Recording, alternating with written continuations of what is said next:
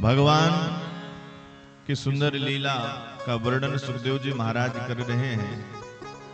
परीक्षित प्रियव्रत महाराज पहले तो तपस्या करने के लिए चले गए, विवाह नहीं कर रहे थे, लेकिन ब्रह्मा जी ने आकर के उनको समझाया कि देखो बेटा, ये गृहस्थ आश्रम सबसे श्रेष्ठ आश्रम है, सबसे ज्येष्ठ और श्रेष्ठ आश्रम है।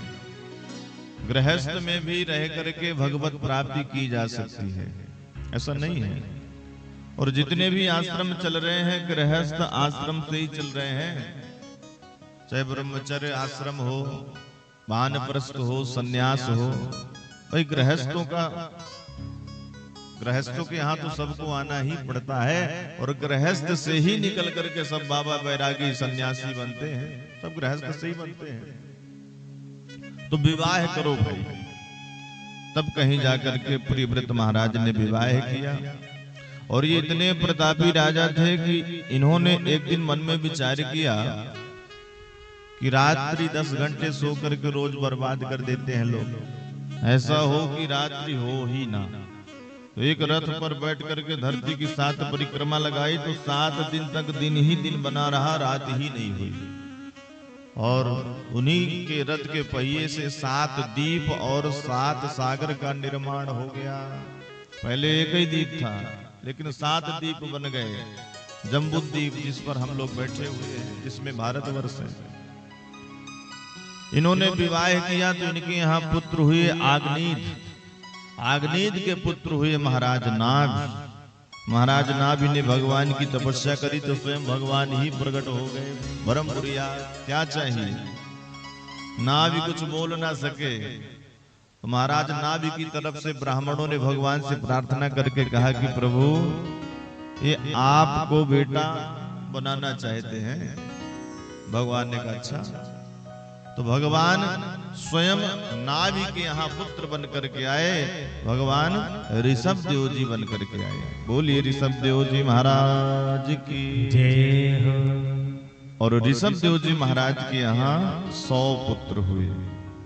कितने पुत्र हुए? 100 पुत्र। 100 पुत्रों को बैठा करके ऋषभ देव जी महाराज घर का ही सत्संग प्रारंभ किए। ऋषभ देव जी महाराज कहते हैं कि ये मानव शरीर किस लिए मिला है? भगवत प्राप्ति के लिए, तपस्या के लिए। नायम देहो देह भाजाम न लोके, कष्टान कामान नरहते विडभुजाम ये। तपो दिव्यम पुत्र कायेन सत्वम, शुद्धे दस्मात् ब्रह्म सौख्यम त्वनंतम।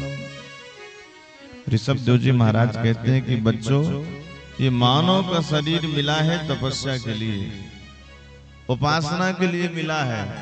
इसको वासना में बर्बाद नहीं करना चाहिए। कुछ समय निकाल करके भगवान का भजन करना चाहिए।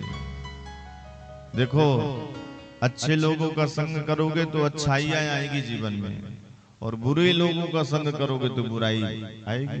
बुराई में वैसे भी ज्यादा संगठन होता है भाई। बुरे लोगों का संग करोगे तो बुराई का असर बहुत जल्दी आता है, अच्छाई भले बहुत समय में आए। इसलिए अच्छे लोगों का संग करना चाहिए। महासेवाम द्वार माहुर में मुक्ते, समो द्वारम योषिताम संगी संगम। सुंदर संतों का संग किया जाए, भक्तों का साथ किया जाए तो जीवन संवर जाए, और मुक्ति के दरवाजे तक सत्संग पहुंचा देता है। अगर कुसंगियों का साथ किया जाए तो नरक के दरवाजे में ले जाकर के रख देंगे। इसलिए अच्छे लोगों का संग होना चाहिए। और भगवान बिना प्रेम के, बिना भक्ति के मिलने वाले नहीं हैं। इसलिए प्रभु भक्ति का दीप हृदय में जलाना ही चाहिए। ऐसा ऋषभ देव जी महाराज अपने बच्चों को उपदेश कर रहे हैं। और 100 पुत्रों में से 81 तो ब्राह्मण हो गए, 9 योगेश्वर बन गए, और 9 एक खंड के राजा हो गए। और जो ज्येष्ठ पुत्र थे भरत, जिनका नाम था, वो सारे धरती के सम्राट हुए। सबको काम बांट करके ऋषभदेव जी महाराज जंगल में चले गए, अवधूत वेश धारण करके रहने लग गए। अब जैसे ही कोई संत सिद्धि करते हैं तो चारों तरफ प्रसिद्धि भी होती है उनकी, भाई फलाने महाराज बड़ी कठिन तपस्या कर रहे हैं, चल करके दर्शन करना चाहिए। तो ऋषभदेव जी महाराज के दर्शन करने के लिए भीड़ उमड़ने लग गई, लोग आने लग गए, लोग अपना दुख सुनाने लग गए, परेशानी सुनाने लग गए। अरे संतों के पास हम लोग इसीलिए तो जाते हैं, समस्या सुनाते हैं अपनी। अब ऋषभदेव जी ने सोचा कि भाई ये तो अच्छा चक्कर पड़ गया, अरे हम तो घर परिवार सब कुछ छोड़ करके एकांत नितांत बैठ करके भजन करने के लिए यहाँ पर बैठे हैं, तपस्या करने के लिए, पर संसार हमको यहाँ भी नहीं रहने दे रहा, क्या करें। तो जब बहुत प्रसिद्धि फैलने लग गई ऋषभदेव जी महाराज की, तो उन्होंने एक नाटक करना शुरू किया। क्या किया? अपने मुंह में एक पत्थर रख लिया और पागल की भांति अपने आश्रम में पड़े रहते। अब जैसे ही लोग आते देखते हाल महात्मा का, तो मन में सोचने लगता महाराज जी पगला गए, दिमाग इनका खराब हो गया है, देखो तो मुंह में पत्थर बांध डाल करके पड़े हुए हैं। तो धीरे धीरे लोगों का आना जाना बंद हो गया। ऋषभदेव जी महाराज ने सोचा कि 100 ग्राम का पत्थर तो अच्छा कमाल किया भाई। सज्जनों, जो वास्तव में असली संत होते हैं वो कभी भी अपना प्रचार सचार नहीं कराते, वो हमेशा छिप करके रहते हैं, छपने की कोशिश नहीं करते, वो हमेशा छिप करके रहते हैं, भजन करते हैं और उसी भजन से भगवान से प्रार्थना करते हैं और सबका कल्याण चाहते हैं। एक संत तो होते हैं जो सबके बीच में आकर के दर्शन दे करके लोगों का कल्याण करते हैं, और एक संत होते हैं छिप करके हिमालय आदि में जाकर के भजन चिंतन करते हैं, जिससे संसार का कल्याण होता है। तो ऋषभदेव जी महाराज अवधूत वेश धारण कर लिए, न नहाते न पूजा पाठ करते, ऐसी अवधूत वेश धारण किए रहते। और इन्हीं का अनुकरण एक अरहन नाम के राजा ने किया, जिससे जैन मत प्रारंभ हुआ और ऋषभदेव जी महाराज भगवत प्राप्ति को प्राप्त कर गए। इसके पश्चात भरत जी महाराज बहुत समय तक राज्य किया, लेकिन एक दिन इन्होंने मन में विचार किया कि हमारे पिता परम संत थे, परम सन्यासी हो गए, सब कुछ छोड़ दिए थे, भगवत प्राप्ति कर लिए थे, तो हमें भी अब छोड़ना चाहिए। तो वह भी अपने पुत्र को सिंहासन पर बैठा करके और वो भी निकल पड़े। कहाँ गए?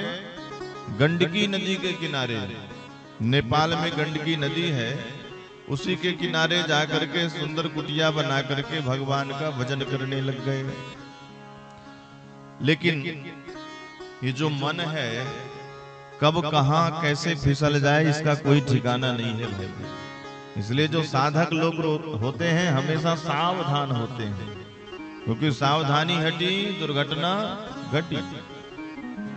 अब भरत जी महाराज घर परिवार सब कुछ छोड़ करके आ गए, जंगल में कुटिया बना करके भजन कर रहे हैं। लेकिन एक दिन इन्होंने क्या देखा कि नदी में एक गर्भणी हिरणी आई पानी पीने के लिए, पानी पी रही थी। उसी समय एक सिंह ने दहाड़ लगाई। अब हिरण जाति वैसे भी बहुत डरपोक होती है, उसने पानी में छलांग लगा दिया और जैसे नदी पार करना चाहा तो पानी में ही गर्भणी का प्रसव हो गया और मृग शावक पानी में ही गिर गया। अब हिरणी तो मर गई प्रसव पीड़ा के कारण, लेकिन बच्चा पानी में ही तैरने लग गया। और भरत जी महाराज नदी में खड़े होकर के सूर्य नारायण भगवान को अर्घ दे रहे थे, ये सारा दृश्य देख रहे थे। उन्होंने देखा कि ये कोई जीव है और अगर मैंने बचाया नहीं तो मर जाएगा, इसकी मैया तो मरी गई है। तो दया जीवों पर करनी चाहिए, क्योंकि दया धर्म का मूल है। दया आई, जाकर के उस बच्चे को पानी से निकाल करके कुटिया में लेकर के आए। पानी बहुत ठंडा था, बच्चा ठिठुर रहा था। आग लगा करके उसको सेक करके स्वस्थ किया, मस्त किया, कंबल उड़ाया और कुटिया में ला करके रख दिया। अब देखिए शास्त्र हमारा कहता है जीवों पर दया करिए, सभी जीव दया के पात्र हैं, पर ममता नहीं करनी चाहिए। भरत जी महाराज उसको बचा लिए थे। अब यहीं तक इनकी जवाबदारी थी कि ठीक है उस मृग के सोने को सजाती झुंडू में जाकर के छोड़ देते, जंगल में अपना खेलता। लेकिन उन्होंने ऐसा नहीं किया। क्या किया? कुटिया में रख लिए और धीरे धीरे मन आसक्त होने लग गया उस पर। अब तो जो भी भगवान का भजन होता था धीरे धीरे कम होने लग गया। क्यों कम होने लग गया? क्योंकि हिरण के बच्चे में मन लग गया। उसके लिए हरी हरी घास लेकर के आते, उसकी सुरक्षा में रहते। कभी भजन करते करते वह ऊपर चढ़ जाता तो डांट देते, तो शांत होकर के सामने बैठ जाता।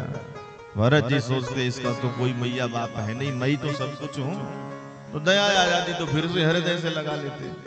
ऐसे मन इनका धीरे धीरे मृग पर ही खिंचा चला गया। एक समय आया जब वह हिरण का बच्चा बड़ा हुआ तो जंगल में जाकर के सजाती झुंडू में मिल गया। लौट करके नहीं आया तो भरत जी उसी को याद करने लग गए और उसी की याद में अपने शरीर का भी त्याग कर दिया। शास्त्रों का नियम है अंत्ययामति सागति, जिसको याद करके मरोगे वही बनना पड़ेगा। मरण काल में भी रहा मृग शावक का ध्यान, पुनर्जन्म में मृग हुए राजा मोहनिदान। हिरण के बच्चे को याद करके मरे भरत जी महाराज तो दूसरा शरीर हिरण का ही मिल गया। इसलिए अंत समय में सावधान रहना चाहिए। जीवन भर आपने क्या किया, अंत समय अगर बढ़िया हो गया तो काम बन जाएगा। चाहे भले जीवन भर भजन किए हो, पर अंत में अगर घर परिवार में मन चिपक गया, मरते समय में घर याद आया, परिवार याद आया, नाती पोता याद आए, तो फिर से जन्म लेकर के आना पड़ेगा। कोई भी इच्छा आपकी अगर रह जाएगी तो उस इच्छा को पूर्ण करने के लिए पुनः जन्म लेना ही पड़ेगा। इसलिए संसार में रहिए तो सारे सुखों का भोग करिए, कोई इच्छा ना बचे, क्योंकि कोई भी इच्छा रह जाएगी तो फिर से आना पड़ेगा भाई जन्म लेकर के। भरत जी महाराज को मृग शरीर मिला, लेकिन सावधान, जो भी हम लोग भजन पूजा पाठ तप तपस्या करते हैं ये निष्फल नहीं होता। एक लोटा जल भी सूर्य नारायण भगवान को अगर हमने दे दिया तो वो भी हमारे अकाउंट में जुड़ गया, उसका हमको फल मिलेगा। भरत जी महाराज इतनी तपस्या किए थे, लेकिन अंत में मन हिरण के बच्चे में चिपक गया, इसलिए हिरण बनना पड़ा ना। लेकिन उस पूजा पाठ तप तपस्या के कारण भरत जी को स्मरण रहा कि मैं पूर्व जन्म में भरत नाम का राजा था, ये तो मृग के चक्कर में मुझे मृग बनना पड़ा। तो हिरण योनि में भी वह भगवान का सुमिरन, भगवान का चिंतन करते रहते थे। और भगवान ने कृपा करी तो तीसरी बार एक ब्राह्मण के यहाँ जन्म दे दिया, हिरण शरीर ले लिया और अंगिरा गोत्री ब्राह्मण के यहाँ जन्म मिल गया। अब भरत जी ने सोचा कि जब मैं मनुष्य बना हूं, वो भी ब्राह्मण शरीर मिला है, तो जरूर ब्रह्म को प्राप्त करूंगा, क्योंकि मानव बन करके आया हूं। और अगर भगवत प्राप्ति न की तो फिर भगवान मौका देने वाले नहीं है। बड़े हुए तो इनके पिता ने इनका यज्ञोपवीत संस्कार कराया, गायत्री मंत्र दिया, कान में गायत्री मंत्र दिया। गायत्री मंत्र को कभी लाउड स्पीकर पर नहीं चलाना चाहिए। कई घरों में मैंने देखा कि गायत्री मंत्र चलता रहता है, नहीं नहीं नहीं, अपराध है। मंत्र को अगर हमने तेज से बोल दिया तो मंत्र कहाँ रहा भाई। मंत्र का मतलब क्या होता है, जो गुप्त रखा जाए। नहीं कहते क्या मंत्रणा चल रही है, मतलब कोई बात गुप्त है तो मंत्र को गुप्त रखना चाहिए। गायत्री मंत्र को भी गुप्त रखना चाहिए। कान में मंत्र दिया और कहा कि बेटा ये गायत्री मंत्र शाम को हमको सुना देना, भरत जी महाराज ने सोचा, पिताजी अभी कह रहे हैं गायत्री मंत्र याद करो, फिर कहेंगे कि सत्यनारायण की कथा याद करो, फिर ग्रह शांति लगाओ, फिर विवाह पद्धति याद करो, फिर यजमानी में भेजने लग जाएंगे, जाओ अमुक के यहाँ विवाह कराओ, कथा वाच करके आओ। हमको तो धीरे धीरे फिर से संसार में फंसा दिया जाएगा। अरे हम तो संसार से मुक्त होने के लिए आए हुए हैं, और हमें तो बंधन में डाल दिया जाएगा। संसार से अगर बचना है तो मूर्ख बन जाओ, किसी काम के नहीं रहोगे तो कोई पूछने वाला भी नहीं होगा भाई, क्योंकि संसार बड़ा स्वार्थी है। स्वार्थ सिद्ध होता रहेगा, आपके पीछे पीछे लोग भागते रहेंगे, और आप कोई काम के नहीं रहोगे तो घर वाले भी आपकी तरफ देखने वाले नहीं हैं। भरत जी महाराज सब कुछ जान रहे हैं, ब्रह्म ज्ञानी हैं, लेकिन फिर भी अपने पिताजी को गायत्री मंत्र नहीं सुनाया। पिताजी ने कहा, तू ब्राह्मण का बेटा, गायत्री मंत्र नहीं बनेगा, तेरे से क्या करेगा तू आगे चल करके, चल बैठ, मैं तेरे को रटा रहा हूं। और घंटा भर पंडित जी अपने पुत्र को गायत्री मंत्र रटाए, और अंत में भरत जी ने कहा कि पिताजी जब से गायत्री मंत्र आप हमको याद करा रहे हो, तब से इस बिल में 9,999 चीटियां प्रवेश कर गई हैं। पिताजी ने कहा, मूर्ख कहीं की चीटियां गिन रहा था कि गायत्री मंत्र याद कर रहा था? तू तो एकदम जड़ है, मूर्ख है, नाम पड़ गया जड़ भरत। अब ये तो और प्रसन्न हो गए कि चलो मूर्ख की मोहर लग गई, अब तो संसार से हमको छुटकारा मिल ही गया। तो माता पिता जब तक रहे तो घर ही में रहे, पर माता पिता पधार गए तो भाइयों ने ले जाकर के खटिया खेत में डाल दी।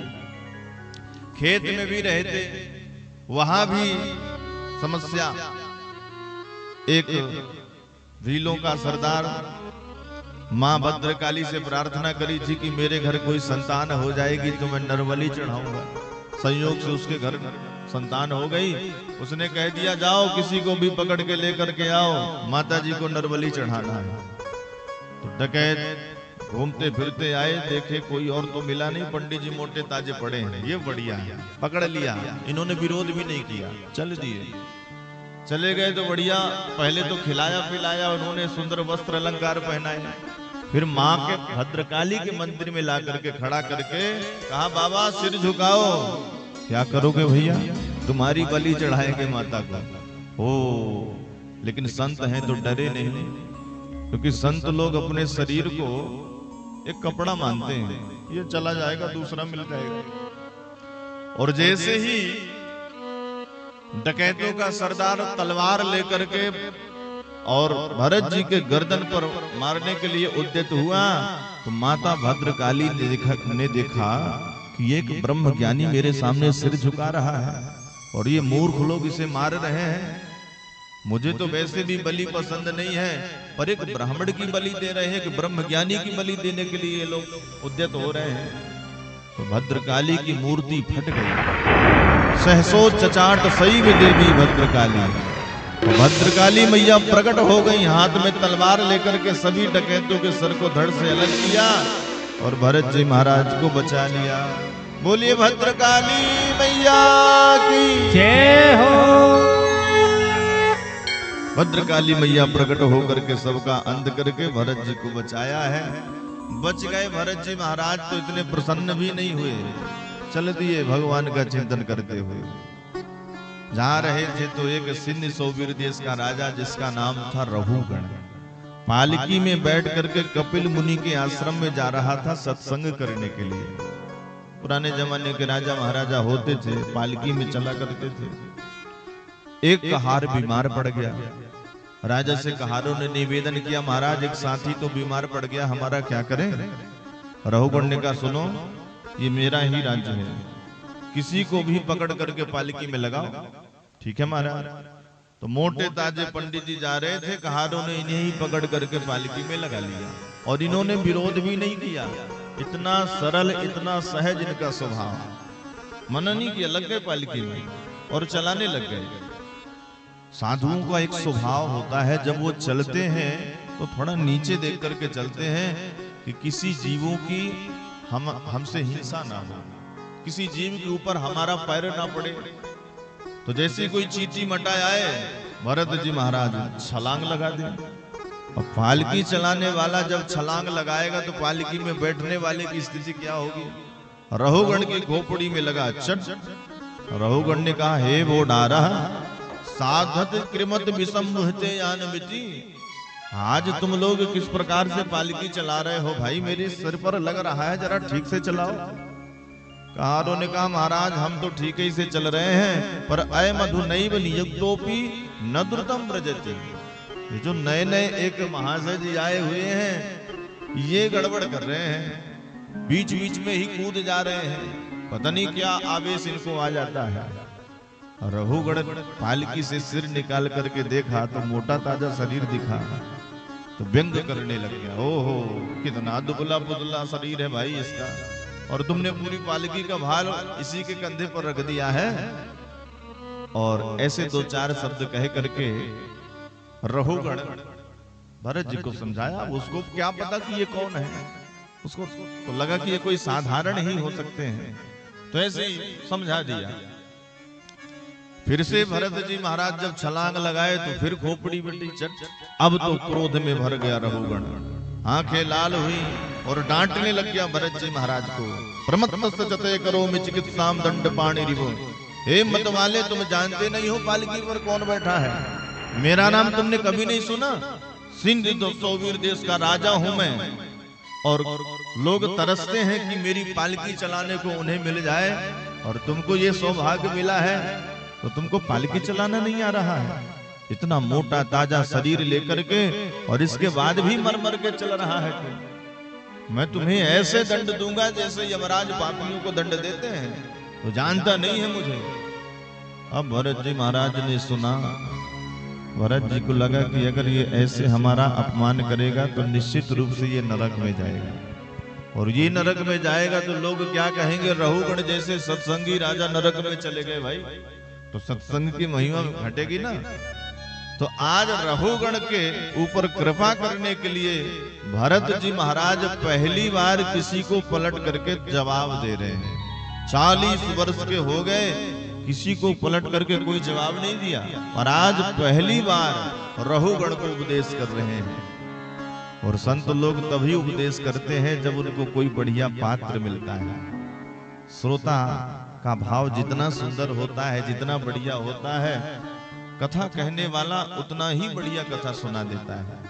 कथावाचक तो कथा नहीं कहता, श्रोता कथा कहलवा देते हैं। कथावाचक का भाव अगर बनता है तो श्रोताओं के भाव से बनता है। मैं देखता हूं आज कथा का चौथा दिवस है, और रायगढ़ के भगवानपुर है ना इसका नाम, हाँ, भगवानपुर के भक्त लोग बड़े भाव पूर्वक कथा श्रवण कर रहे हैं। इसलिए कथा श्रवण कराने में भी हमको बड़ा आनंद आता है। देखिए, भोजन पवाने में आनंद तभी आएगा जब पाने वाला भाव पूर्वक पाएगा। पानी पिलाने में आनंद तभी आता है जब कोई व्यक्ति प्यासा हो और भाव पूर्वक जल ग्रहण करे। उसी प्रकार भगवान की कथा तभी निकलती है जब श्रोता रसिक हो और भावुक हो। तो मैं देख रहा हूं, किसी भी दिन मेरे को नहीं कहना पड़ा व्यासपीठ से कि आप लोग शांत रहिए या कि ध्यान लगा करके सुनिए, किसी दिन नहीं कहना पड़ा। बड़ा आनंद आता है, ऐसे श्रोता मिल जाए तो बहुत आनंद आता है कथा सुनाने में। तो संत लोग कब उपदेश करते हैं? जब उनको कोई बढ़िया पात्र मिलता है। आज रहुगण जैसे राजा पात्र मिले, और श्री भरत जी महाराज ने ज्ञान का भंडार उसके हृदय में भरने के लिए तैयार हो गए। बहुत सुंदर बात कही है भरत जी महाराज। अब देखिए, बढ़िया व्यास गादी मिल जाए, दोनों तीनों तरफ से बढ़िया कूलर लग जाए, अच्छा सुंदर साउंड मिल जाए, और आप जैसे श्रोता मिल जाए, तो 3 घंटे क्या 6 घंटे कोई कथा कह दे भाई। और बताइए, कंधे में पालकी रखी हो, पालकी का भार कंधे में रखा हो, और धूप में कोई खड़ा हो, और उस समय कोई कहे कि महाराज हमको प्रवचन सुनाओ, तो कोई सुनाएगा क्या? लेकिन भरत जी महाराज की स्थिति ऐसे ही है। पालकी रखे हुए हैं, भार पालकी का कंधे पर है, धूप तप रही है, नंगे पैर हैं, और पीछे मुड़ करके रहुगण को उपदेश कर रहे हैं। ऐसा उपदेश तो कोई संत ही कर सकता है भाई, कोई साधारण के बस की बात नहीं है। और इतना सुंदर उपदेश दिया, इतना बढ़िया उपदेश किया कि रहुगण की आंखें फटी की फटी रह गईं।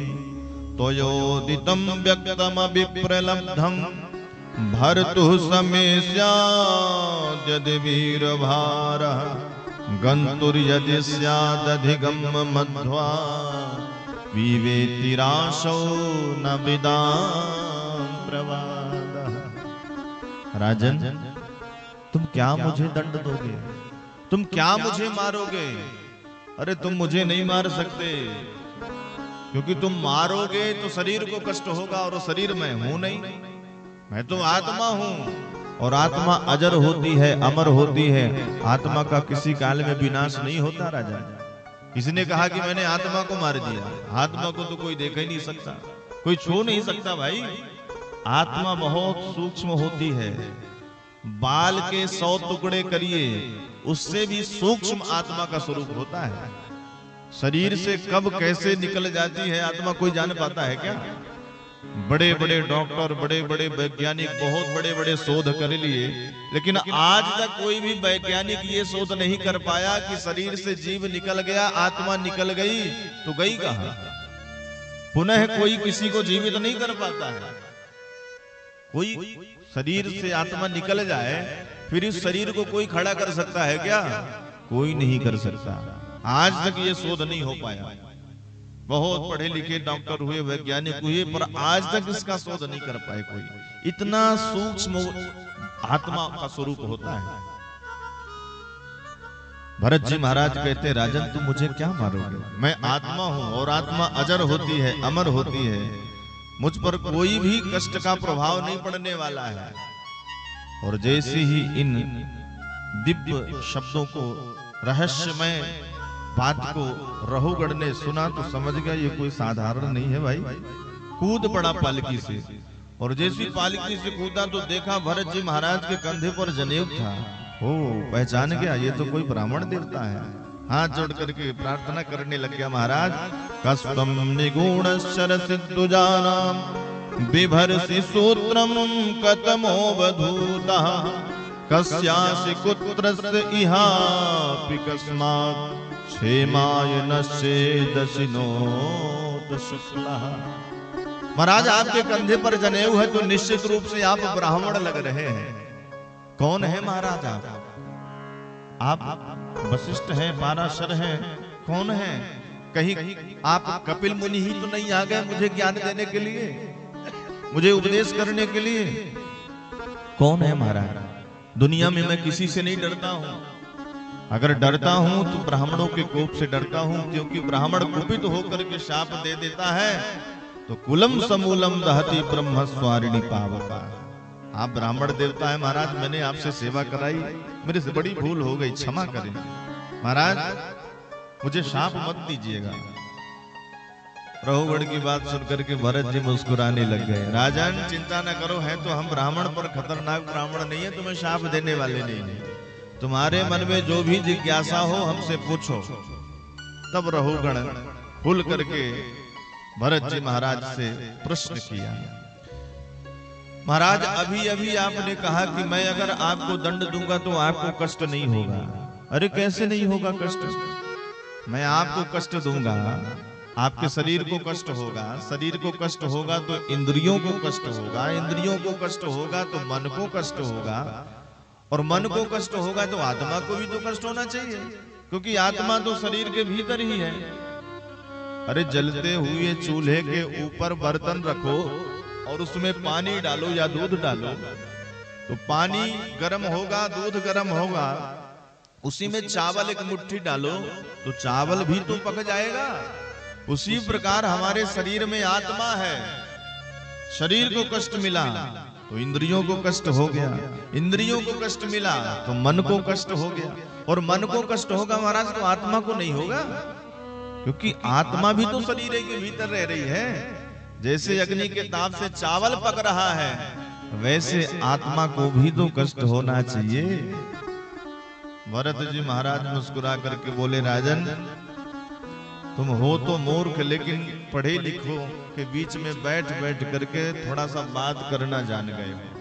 अकोविदः कोविदवाद वादा वदस्यथो नातिविदां वरिष्ठा न सूरयो हि व्यवहारमेनं तत्त्वावमर्षेण सहामनन्ति।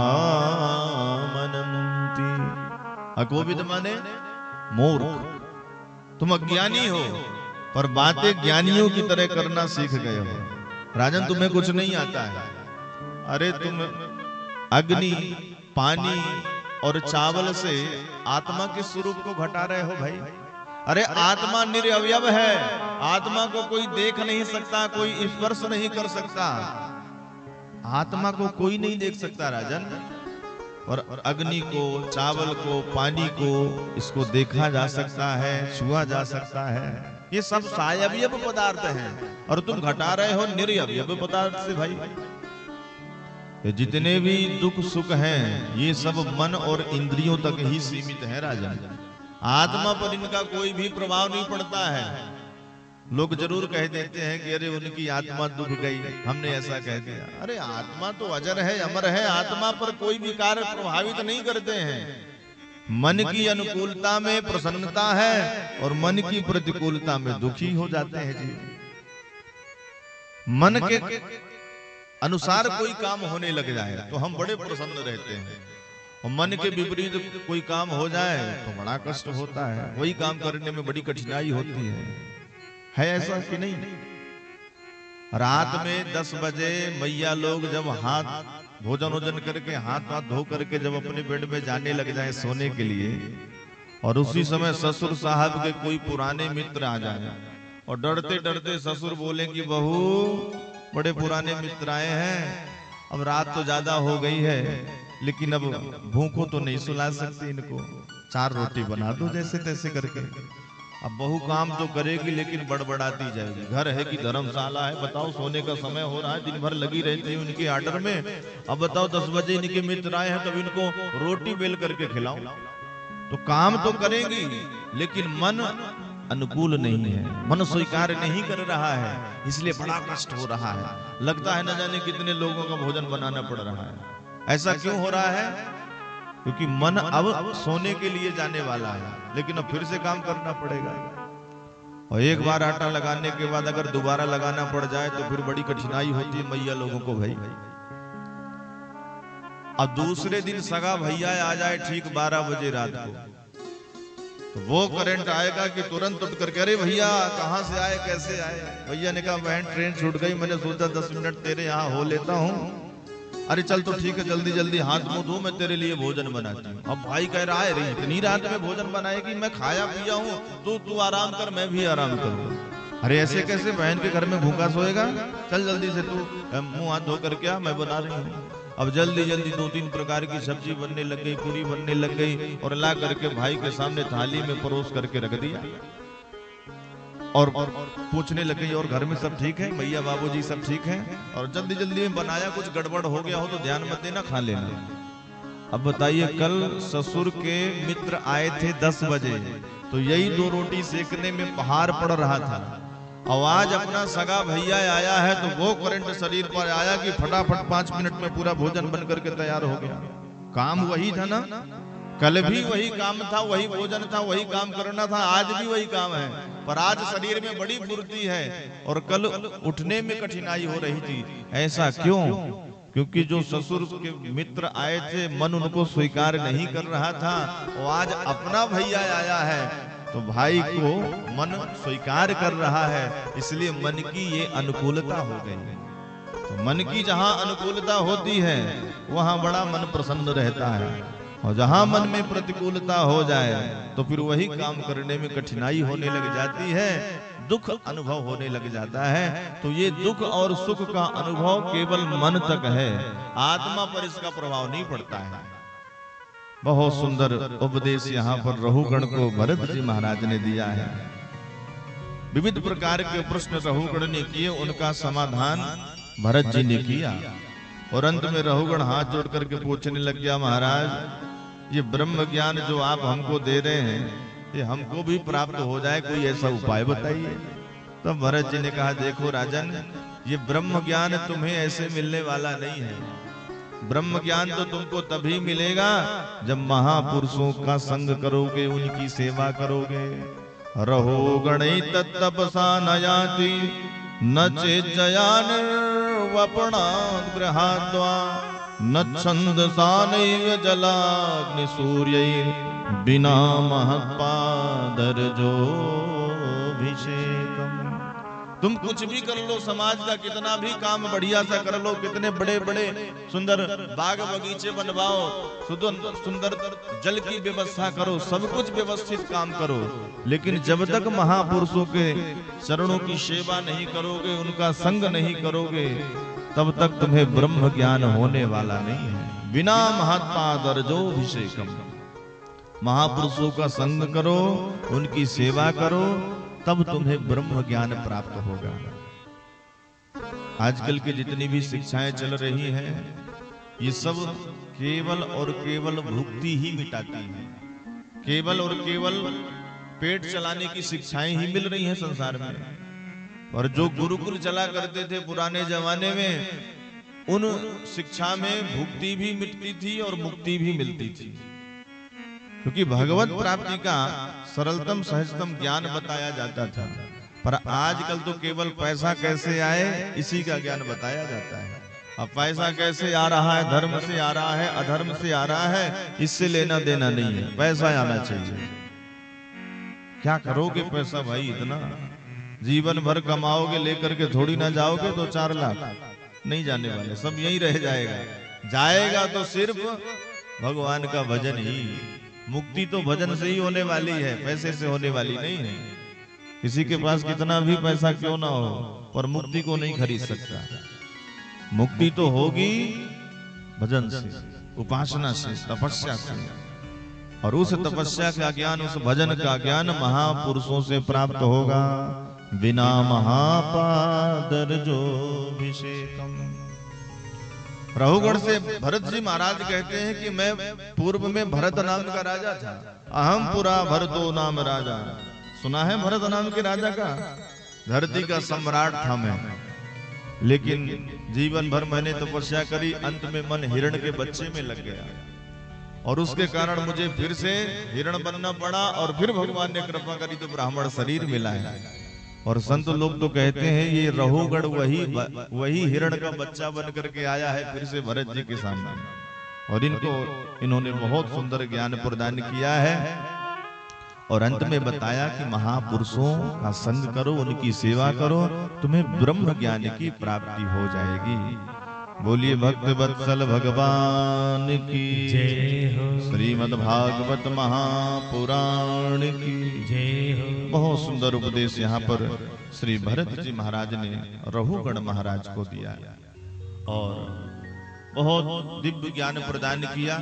सत्संग से ही भगवान के चरणों में तार जुड़ता है, सत्संग से भगवत चरणों में कनेक्शन बनता है।